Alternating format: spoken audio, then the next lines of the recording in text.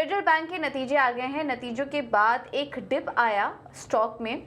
NII 1909 crore से बढ़कर 2195 करोड़ है, लेकिन अनुमान से कम है। मुनाफा 903 करोड़ से बढ़कर 906 करोड़ आया है। और यहाँ पर भी नतीजे अनुमान से कमजोरी नजर आ रहे हैं मुनाफे और एनआईआई के फ्रंट पर। और अगर आपके सामने ग्रॉस एनपी और नेट एनपी की फिगर्स भी लाने की कोशिश करेंगे। इसके अलावा 1.2 शेयर के डिविडेंड का भी कंपनी ने ऐलान कर दिया है।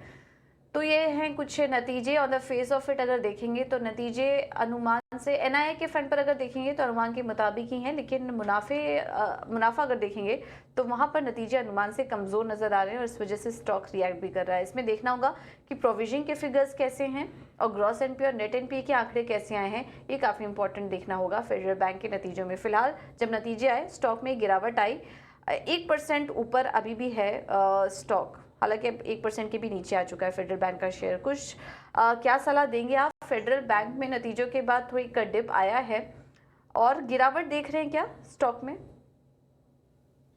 देखिए आज सुबह एक गैप अप था स्टॉक में 164 की 164 के आसपास की जो क्लोजिंग थी वहां से अगर आप देखें तो स्टॉक यार 163 के आसपास की क्लोजिंग थी और फिर आपको आज ओपनिंग में ही स्टॉक काफी ऊपर जंप करते हुए दिखा।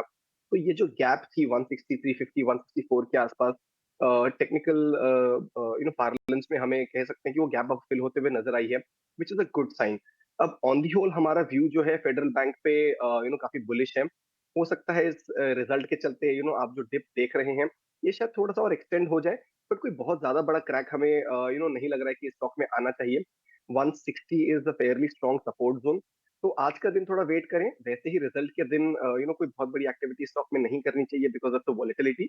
But tomorrow if this level of 160 is held then यहाँ से एक अच्छी बाइंग अपॉर्चुनिटी बनती है। और इसी के साथ जो स्टॉक ने एक रिसेंट हाई बनाया है 170 का, वो आपका पहला टारगेट होगा। Once that is taken out 178 भी आप नियर टर्म में स्टॉक पे आते हुए देख सकते हैं। तो ऑन दी होल बुलिश है। हमें लग रहा है कि ये जो डिप आया है ये बाइंग अपॉर्चुनिटी के तौर पे साबित होगा, बट जैसे मैंने कहा एक दिन वेट कर जाए, आज की जो वॉलेटिलिटी है उसे सेटल हो जाने दें and then you can consider stock afresh tomorrow.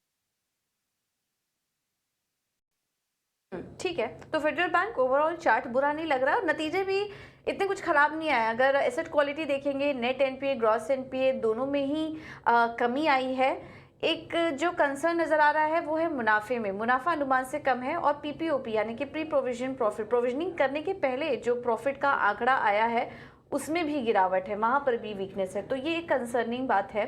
1335 crore से घटकर 1110 करोड़ के ये आंकड़े आए हैं।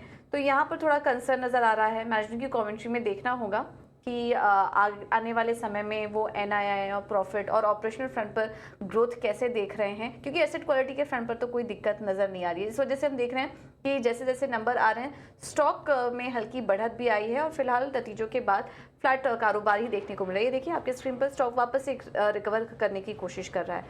तो सेटल हो जाने दें। अभी थोड़ी देर पहले ही नतीजे आए, नतीजों का रिएक्शन दे रहा है ये स्टॉक, थोड़ा सेटल हो जाने दें, उसके बाद यहाँ पर कोई एंट्री लीजिए। ये है